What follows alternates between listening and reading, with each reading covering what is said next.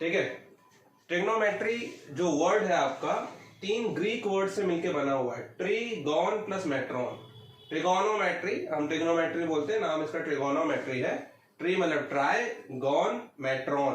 Tree मतलब try यानी कि 3, गॉन मतलब साइड्स, मेट्रॉन मतलब मेजर्स, मतलब कि 3 साइड्स के मेजर्स को हम ट्रिग्नोमेट्री बोलते हैं, है ना। अब 3 साइड्स यानी कि 3 लाइंस होंगी और 3 लाइंस मिलके क्या बनाएंगे, ऑब्वियसली ट्राइंगल बनाएंगे, है ना। 3 लाइंस मिलके क्या बनाएंगी, ट्राइंगल बनाएंगे।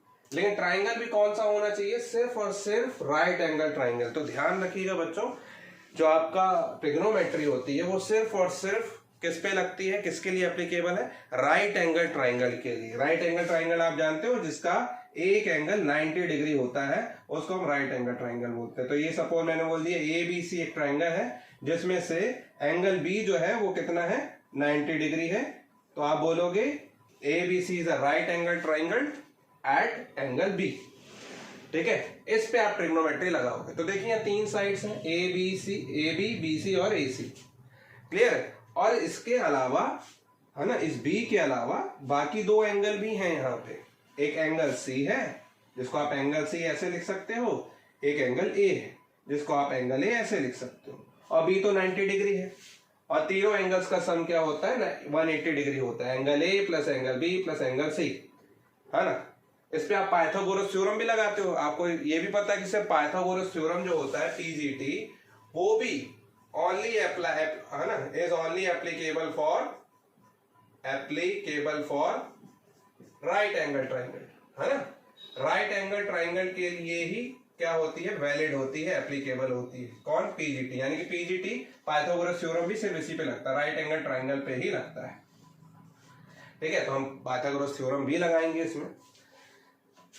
अभी हम जो जिस पे फोकस करना है वो ध्यान रखिए, ट्रिग्नोमेट्री। ट्रिग्नोमेट्री जिसमें हम 3 साइड्स के मेजर्स पढ़ेंगे। ऑब्वियसली 3 साइड्स के मेजर पढ़ेंगे तो उसमें एंगल भी आ रहा है, यानी कि ट्रिग्नोमेट्री क्या डिस्क्राइब करेगी, trigonometry describes the relation between sides and angles of a triangle। ठीक है, ऑफ अ ट्राइंगल। ठीक है, एक ट्राइंगल के साइड्स और उस साइड्स के बीच में बनने वाले एंगल को क्या करेगा, डिस्क्राइब करेगा। कौन, ट्रिग्नोमेट्री डिस्क्राइब करेगा, रिलेशन बताएगा। क्लियर है। ठीक है, तो इसको हम ट्रिग्नोमेट्री अलग से क्यों बनाए, हम तो वैसे भी जानते थे, एंगल पहले से ही पढ़ रखा था। लेकिन ट्रिग्नोमेट्री जो होता है वो एक्चुअली क्या होता है, एक अलग से गणित बनाया गया है जो साइड और एंगल के बीच में रिलेशन बताता है, जिसमें हम लेते हैं क्या बच्चों, ट्रिग्नोमेट्रिक रेशियो। क्या लेते हैं, ट्रिग्नोमेट्रिक रेशियोज। सबसे पहले इसको समझिए कि इसमें मैं किसको कुछ नाम क्या दूं, तीनों साइड्स के मैं कुछ नाम देने वाला हूं। ठीक है, तो समझिए यहां पे। लेकिन उसके लिए सबसे पहले आपको एंगल चुनना पड़ेगा, इन दोनों में से कोई एक एंगल चूज करना पड़ेगा, क्योंकि B तो 90 डिग्री है, ये बता रहा राइट एंगल ट्राइंगल है, इसको छोड़ दीजिए आप। एंगल A और एंगल C से हमको क्या करना पड़ेगा, कोई एक एंगल चूज करना पड़ेगा। तो सपोज मैंने एंगल C चूज कर लिया, ठीक है, एंगल C चूज कर लिया। अब समझिए एंगल C और मुझे साइड्स देखने हैं विथ रिस्पेक्ट टू C। ठीक है, तो देखिए C के ये ऑपोजिट, एंगल C के ऑपोजिट ये क्या है, साइड है ना। एंगल C के ये ऑपोजिट साइड है, तो हम इसको बोलते हैं क्या, side opposite to angle C। Side opposite to angle C। Clear है। चलिए अब ये C के एडजेसेंट साइड, ये वाली साइड कौन सी है, C के एडजेसेंट साइड, मतलब एंगल C के एडजेसेंट साइड, तो हम इसको बोलते हैं साइड एडजेसेंट। एडजेसेंट मतलब होता है बाजू वाला, है ना। मतलब आप जब क्लास में बैठ रहे होते हैं तो आपके बाजू में आपका जो फ्रेंड बैठता है ना, वो क्या होता है, आपके एडजेसेंट बैठा हुआ है। एडजेसेंट मतलब बाजू में, तो साइड एडजेसेंट इसके साथ वाला, तो side adjacent, ADJASENT adjacent to angle C। Clear है। तो this side is side opposite to angle C, क्योंकि इसके जस्ट ऑपोजिट थी, और ये इससे लग के है, इसलिए ये वाली साइड को बोलते हैं side adjacent to angle C। और ये जो बची हुई है AC, ये दोनों का नाम दे दिया। अब ये जो बची हुई है AC, इसको हम बोलते हैं कि हाइपोटेन्यूज, हाइपोटेन्यूज, ये HYPOTENUSE, हाइपोटेन्यूज। ठीक है, इन तीनों का नाम है। अच्छे से पॉज करके पहले इसको देखिए अच्छे से। सी स्टूडेंट्स, अब हम देखते हैं कि ट्रिग्नोमेट्रिक रेशियोज, ट्रिग्नोमेट्रिक रेशियोज जो होते हैं वो 6 होते हैं, है ना, 6 रेशियोज आ जाए, 6 ट्रिग्नोमेट्रिक रेशियो। रेशियोज तो आप जानते हो, है ना, जो P/Q के फॉर्म में हो, P/Q के फॉर्म में हो, है ना, न्यूमरेटर अपॉन डिनोमिनेटर के फॉर्म में। तो रेशियो जो होते हैं वो साइड्स के होते हैं। किसके होते हैं? साइड्स के, जिसको हम अलग अलग तरीके से देख सकते हैं। सोचिए कितने कॉम्बिनेशन बन सकते हैं। एक बार मैं परपेंडिकुलर और बेस का रेशियो ले सकता हूं, एक बार मैं परपेंडिकुलर और हाइपोटेन्यूज का रिलेशन ले सकता हूं, मैं बेस और हाइपोटेन्यूज का रिलेशन ले सकता हूं, मैं फिर उनके उल्टे हाइपोटेन्यूज और बेस का रिलेशन ले सकता हूं, हाइपोटेन्यूज और परपेंडिकुलर का रिलेशन ले सकता हूं, रेशियो ले सकता हूं, और बेस और परपेंडिकुलर का रेशियो भी ले सकता हूं। तो ऐसे कुल मिला के 6 कॉम्बिनेशन होते हैं, इसलिए 6 ट्रिग्नोमेट्रिक रेशियोज होते हैं जिनके नाम दिए गए हैं अलग अलग। ठीक है, जिसपे सबसे पहले का नाम है साइन, SIN, साइन। दूसरे का नाम है कोसाइन। तीसरे का टेंजेंट, टेंजेंट तो आप जानते हैं, किसी कर्व से एक लाइन जो होके जाती है टेंजेंट, वही वाला टेंजेंट है ये। और दूसरा होता है कॉटेंट, चौथा होता है कॉटेंट, फिर सेकेंड और फिर कोसेकेंट। ऐसे करके 6 ट्रिग्नोमेट्रिक रेशियोज हैं, है ना। लेकिन हम इतना बड़ा नाम ना लेके बार बार क्या बोलते हैं, इन शॉर्ट अपन sine, cos, tan, cot, sec, cosec, है ना, ऐसे बोलते हैं। देखिए मैंने यहाँ पे इसको ऐसे अरेंज किया हुआ है, 1 2 3 4 5 6, यहाँ उल्टा अरेंज किया हुआ समझने के उससे। और आपको भी इसी सीक्वेंस से याद रखना है, क्या, sine cos tan cot sec cosec, sine cos tan cot sec cosec. ठीक है ना, sine cos tan cot sec cosec. ठीक है, यहाँ पे SCT CSC, SCT CSC, ऐसे याद रखना है आपको। ठीक है, sine cos tan cot sec cosec. यहाँ पे देखिए मैंने इसके साथ थीटा लगाया हुआ है, ये जो है ना, इसको बोलते हैं थीटा।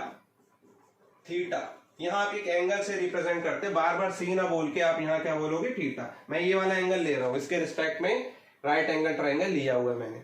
ठीक है ना, ये वाला भी ले सकते थे, अभी हम इसकी बात कर रहे हैं। इसके रिस्पेक्ट में करेंगे तो सारी बातें ट्रिग्नोमेट्रिक रेशियो इस थीटा के लिए निकालेंगे।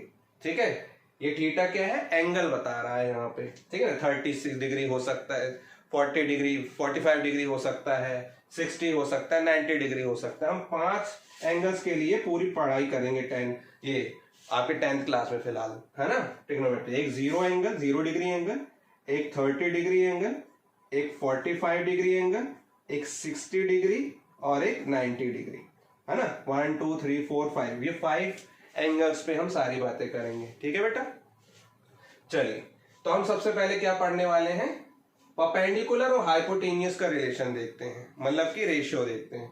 तो परपेंडिकुलर यानी कि ये है ना, इसको मैं बोलूंगा थीटा के सामने ऑपोजिट साइड को क्या बोलते हैं, परपेंडिकुलर। एंगल सी के ऑपोजिट यानी कि थीटा के ऑपोजिट। ठीक है, यहाँ एंगल सी को ही हमने थीटा बोला हुआ है। ठीक है, तो इसके ऑपोजिट साइड को परपेंडिकुलर बोल रहे हैं, और इसको क्या बोल रहे हैं, हाइपोटेन्यूज। H से डिनोट कर रहे हैं, इसको P से डिनोट कर रहे हैं, इसको B से डिनोट कर रहे हैं। ये भी अलग है, ये वाला भी अलग है। ठीक है, ये बेस वाला भी है। तो साइन थीटा में क्या बोलूंगा, यहाँ पे परपेंडिकुलर अपॉन हाइपोटेन्यूज, है ना, परपेंडिकुलर अपॉन हाइपोटेन्यूज। ये हमेशा साइन थीटा होगा। सब याद रखना है आपको, सारी चीजें याद करने के बेसिस पे ही आगे हम बात कर सकते हैं। परपेंडिकुलर और हाइपोटेन्यूज के रेशियो को हम बोलते हैं साइन थीटा, जहां थीटा इसके बीच का एंगल है ना, ये वाला एंगल है। ठीक है, चलिए sine theta equals to P upon H, या फिर आप बोल सकते हो AB अपॉन AC। P क्या है, AB, और H क्या है, AC। तो आप बोलोगे AB अपॉन AC।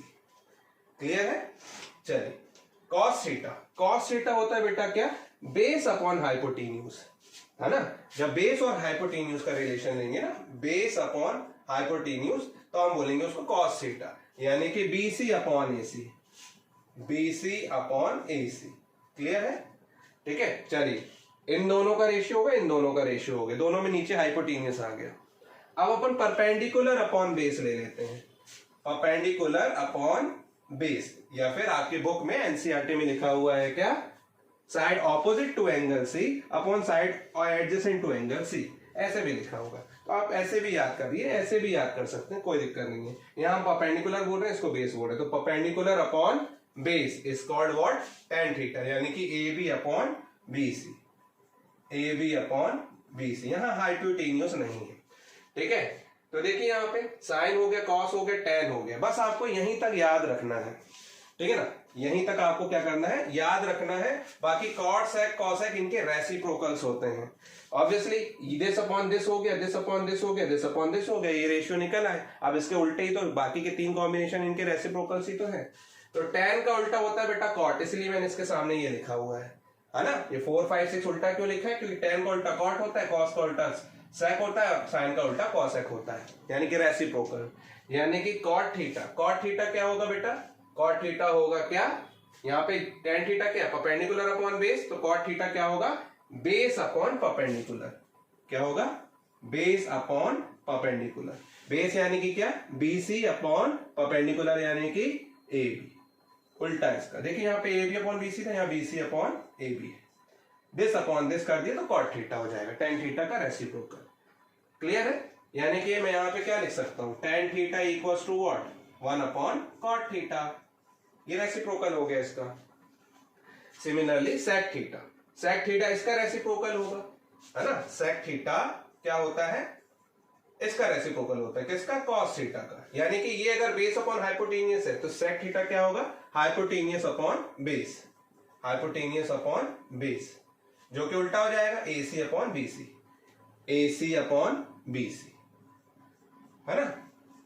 और कॉसेक थीटा साइन थीटा का, है ना, कॉसेक थीटा क्या होता है, 1 अपॉन साइन थीटा, ठीक है, इसका रेसिप्रोकल होता है। तो obviously cosec 1 upon sine theta यानी कि परपेंडिकुलर और हाइपोटेनियस था, तो ये हाइपोटेनियस अपॉन परपेंडिकुलर हो जाएगा, यानी कि AB अपॉन AC था तो ये AC अपॉन AB हो जाएगा।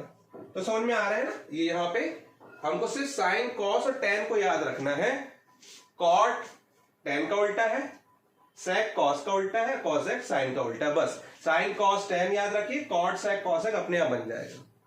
क्लियर है बेटा, है ना, sine cos tan cot sec cosec, clear है। ये ट्रिग्नोमेट्रिक रेशियो आपको याद करने हैं, जब ये पूरे याद हो जाएंगे तभी तो मैं आपको आगे चल के पढ़ा पाऊंगा। ये बहुत इंटरेस्टिंग चैप्टर है, आपको भी अच्छे से पढ़ना है। मैथ्स आप जानते हैं कितना टफ सब्जेक्ट होता है, लेकिन हमको इजी बना के पढ़ना है इसको बेटा, ठीक है। तो सबसे पहले तो उसको मेमोराइज करना है और उस पर भी आपको कंसेप्ट समझना है कि हमने यहाँ थीटा कौन सा लिया हुआ है, तभी तो हम बोल रहे हैं ये थीटा लेते तो सारी चीजें उल्टी हो जाती।